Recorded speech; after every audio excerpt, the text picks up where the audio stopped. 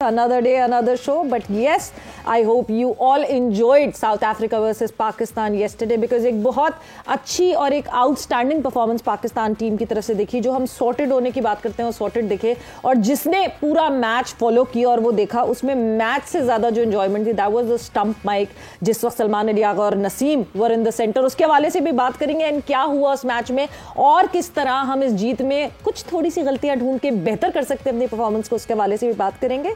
मैं हूं सवेरा पाशा और मेरे साथ मौजूद है हाफिज मोहम्मद इमरान। और बिल्कुल सवेरा, चूंकि मैच रात गए खत्म हुआ और ये नहीं कहा जा सकता कि रात गई बात गई, इसको दोहराना पड़ेगा पाकिस्तान टीम को अपनी इस सीरीज़ के अगले मैचेस में भी। पाकिस्तान टीम की आगाज़ इस सीरीज़ में अच्छा हुआ है और जिस तरीके से साइम अयूब ने और सलमान अली आगा ने एक मुश्किल वक्त में पाकिस्तान को फतह की तरफ लेकर गए हैं, वो यकीनी तौर पर पाकिस्तान के मुस्तकबिल के लिए भी एक अच्छा निशान है। इसी पर आगे बढ़ेंगे। बात करने के लिए हमारे साथ मौजूद हैं टेस्ट फास्ट बॉलर जनाब अब्दुल रऊफ साहब। अस्सलाम वालेकुम अब्दुल रऊफ साहब। वालेकुम सलाम। बहुत बहुत शुक्रिया आपका। क्रिकेट कमेंटेटर जनाब राजा असद अली खान साहब भी शरीक है गुफ्तगू हैं। अस्सलाम वालेकुम राजा साहब। बहुत शुक्रिया हाफिज साहब। आप खैरियत से हैं?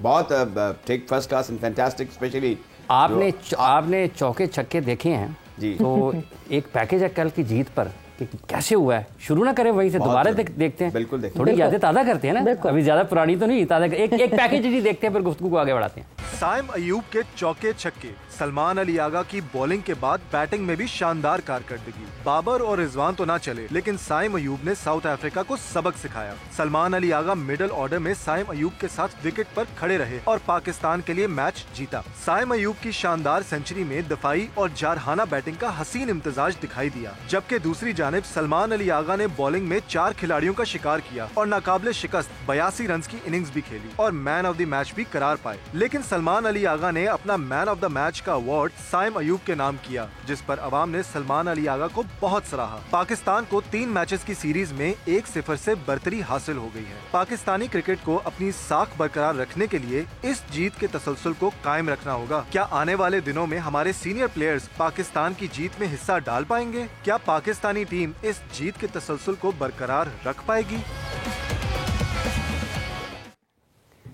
Very important question. क्या पाकिस्तान की टीम इस तसलसल को बरकरार रख पाएगी? हम अनप्रेडिक्टेबिलिटी फैक्टर की बात करते हैं और उस अनप्रेडिक्टेबिलिटी के साथ चलते हैं, मगर कल की ज़रा हम सेलिब्रेशन को आगे बढ़ाते हैं। और रऊफ, जिस तरह की परफॉर्मेंस कल हुई, सबसे पहले साइम और सलमान की पार्टनरशिप, जिसके बारे में बात करना बहुत ज़रूरी है। इंटेंट, हम एक मॉडर्न वर्ड सुनते हैं हर वक्त, इंटेंट की बात करते हैं, बट लोग उसको मिसजज कर जाते हैं कि इंटेंट का मतलब होता है सिर्फ आओ और चौके छक्के मारो।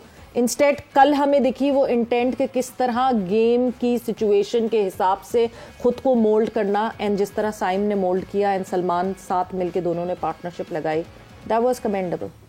देखिए, मेरा ख्याल है कि एक तो पाकिस्तान की बड़ी ज़बरदस्त परफॉर्मेंस रही है इस मैच में, और कोई भी एक्सपेक्ट नहीं कर रहा था जिस तरह की हमारा T20 में फेलियर हुआ कि हम वनडे में इस तरीके से मैच जीत जाएंगे। मगर डबल कोलैप्स हुआ साउथ अफ्रीकन बैटिंग में और हमारे जो बॉलर्स थे उन्होंने बहुत अच्छी बॉलिंग की है, स्पेशली सलमान आगा ने, और ये चीज़ उसकी बैटिंग में भी नज़र आई है। देखें, बेसिक चीज़ ये होती है कि जब किसी प्लेयर को आप कॉन्फिडेंस देते हैं, ये इसमें कोई डाउट नहीं है कि हमारे जितने भी प्लेयर्स हैं नेचुरली वो बहुत अच्छे बिल्ड हैं, टेक्निक वाइज भी अच्छे हैं, उनमें स्किल्स भी हैं, मगर उनको सिर्फ ये चीज़ एक कॉन्फिडेंस चाहिए होता है। अगर मैनेजमेंट उनको प्रॉपरली कॉन्फिडेंस दे दे तो फिर वो परफॉर्मेंस करना शुरू कर देते हैं। अगर मैनेजमेंट की तरफ से उन पर कॉन्फिडेंस ना आए, जिस तरह अभी बाबर आजम के साथ हो रहा है, तो फिर उनको अपनी जो सेल्फ परफॉर्मेंसेस होती है दूसरी तरफ, उनसे उनको कॉन्फिडेंस उनका बिल्ड होना शुरू होता है। बिल्कुल एज इट इज़ जिस तरह सलमान आगा का हुआ, क्योंकि फेलियर उनका चल रहा था, मगर जो उन्होंने बॉलिंग की है, 4 विकेटें ली हैं, उसके बाद उनका जो कॉन्फिडेंस लेवल था बहुत ऊपर चला गया। किसी ने नहीं दिया, उनकी अपनी परफॉर्मेंस है ग्राउंड के अंदर, उनकी बॉलिंग से उनकी बैटिंग में भी कॉन्फिडेंस आया और उन्होंने पाकिस्तान को मैच जितवा दिया। तो ये इसीलिए हम बार बार कहते हैं कि आपके जो कोचेज होते हैं या मैनेजमेंट होती है वो क्वालिफाइड होने चाहिए। उनको जो साइकी है स्पोर्ट्समैन की, उसको एग्जैक्टली उसको दिमाग में रखना चाहिए। आप देखें ना कि हम अपने बच्चों की साइकी किस तरीके से बर्बाद करते हैं कि आपका जो साइम अयूब है one of the finest product है पाकिस्तान की। मेरा ख्याल है कि सईद अनवर के बाद पाकिस्तान ने सबसे अच्छा जो लेफ्ट हैंडेड बैट्समैन है पाकिस्तान की क्रिकेट में आया है। मगर हम रोक दें, मैच अप ना करें, हम बहुत जल्दी मिलाने लगते हैं प्लेयर्स को। बिल्कुल सईद अनवर से तो अभी खैर बहुत दूर है वो, पर हम बहुत जल्दी मैच अप कर देते हैं सीनियर्स के साथ। वो उससे मिल रहा है, वो वैसा लग रहा है, है, हमने हुसैन तलत को रज़ाक बना दिया था, बट हुसैन तलत लॉस्ट। देखिए आपकी परफॉर्मेंस होनी चाहिए। जो बच्चा परफॉर्मेंस देता है, ऑस्ट्रेलिया में सेंचुरी करता है या साउथ अफ्रीका के टफेस्ट बॉलिंग अटैक के खिलाफ, डेफिनेट उसमें समथिंग डिफरेंट बाकियों से होता है। ये जो हम कंपेयर करते हैं, हम एशियन पिचेस पर अगर कोई बैट्समैन स्कोर कर जाता है 2-4 हिटें या स्लॉग करता है, तो हम उसको कंपेयर कर देते हैं हमारे ग्रेड्स के साथ। आप देखें कि मैं इसको इसलिए कंपेयर कर रहा हूँ साइम अयूब को सईद अनवर के साथ, क्योंकि पाकिस्तान के जो most of the top batsman past में भी रहे, उन्होंने भी ऑस्ट्रेलिया और साउथ अफ्रीका में इतनी जानदार परफॉर्मेंस का मुजाहरा कभी नहीं किया। और इन्होंने अपने बिल्कुल कैरियर के बिल्कुल बिगिनिंग में इन्होंने आउटस्टैंडिंग परफॉर्मेंस का मुजाहरा किया। और हमने उनके साथ क्या किया, देखें कि आप कॉन्फिडेंस कैसे डैमेज करते हैं कि ऑस्ट्रेलिया से उनको जहाज में बिठा के हमने पाकिस्तान वापस रवाना कर दिया था। तो वो तो मेंटली बहुत स्ट्रांग है, तो शेल में नहीं गए, उन्होंने उनके अपने आप पे बिलीव रहा, कॉन्फिडेंस रहा और वापस आए, उन्होंने कम बैक किया। मगर हमारी मैनेजमेंट, हमारा क्रिकेट बोर्ड और हमारा कोचिंग स्टाफ किस तरीके से बच्चों को ट्रीट कर रहा है कि बजाय कि उनको कॉन्फिडेंस लेवल उनका बूस्ट करने का, उनको एक इंटरनेशनल और वर्ल्ड वाइड प्रोडक्ट बनाने का, हम उनको डैमेज कर रहे हैं। हम उसको डैमेज कर रहे हैं। राजा साहब, चूंकि एक पहलू ये भी है, जैसे अभी अब्दुल रऊफ साहब ने जिक्र किया है कि हम अपने खिलाड़ियों को उस तरीके से एतमाद नहीं देते हैं, लेकिन हम अपने खिलाड़ियों को जिनको चाहते हैं उनको बहुत ज़्यादा भी एतमाद देते हैं। तो ये जो एक बड़ी बारीक सी लाइन है इसमें, अगर आप कल की इस चीज़ को देखते हैं जो पार्टनरशिप बुनियादी तौर पर लगी है, क्या ख़ास चीज़ आपको उसमें नज़र आई? खास बात ये थी कि स्टे एट द विकेट, ये सलाहियत। आप साइम अयूब को देखें ना, उन पर हम तारीफों के डोंगरे बरसा रहे हैं इस वक्त। उसकी वजह है, उसके रीजंस है।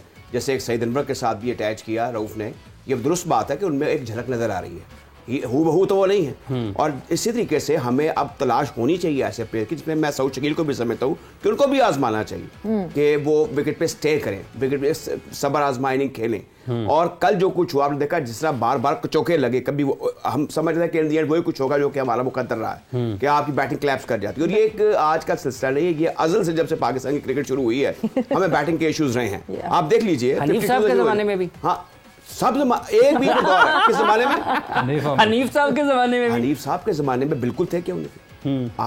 टॉप स्कोरिंग मैच, वो तो एक खैर एक एक्सेप्शनली एक्स्ट्राऑर्डिनरी खुद बैट्समैन थे, लेकिन इशूज उनके होते हुए थे। आपका जितने बड़े बड़े मैचेस आप लेते हैं वो टॉल स्कोरिंग नहीं थे। मास में एक जो मैच 337 की इनिंग थी उनकी, जो बचाया मैच। लेकिन जहां तक इस वक्त सूरत हाल का ताल्लुक है, हमारा वही वाली बात जो पिछले प्रोग्राम में भी कही थी कि ये हो जाए, वो हो जाए, इधर मार दो, ये कर दो, मत्थे रंग दो, पट्टे चाक दो, ऐसे थोड़ी होगा। अब ये है कि ये एक बदला हुआ ज़माना है। आई होप, मुझे तवक्को है आकिब जावेद से, क्योंकि आप हिस्टोरिकली वाकिफ़ हैं कि हमारी क्रिकेट के अंदर वो लोग हमेशा कामयाब रहे हैं कप्तान की हैसियत से, टू एन एक्सटेंट कोच के, जो कि तगड़े थे, डंडी पट्टी थी। तो मेरे ख्याल में मुझे लग रहा है कि अब फैसला लेने वाले, हाँ फैसला लेने वाले। दूसरी एक बात मुझे समझ में आ रही, मुझे बारहा जा बजा कप्तानी में नक्स नज़र आता। अब 2 ओवर बाकी थे, जो एक रन थ्रू कर रहा है एक बॉलर, उसको आपको पूरे उसके ओवर आप कंज्यूम कर दें, उसको क्यों बचा कर रखा हुआ आपने, और वो 50 ओवर ही पूरे खेल गए।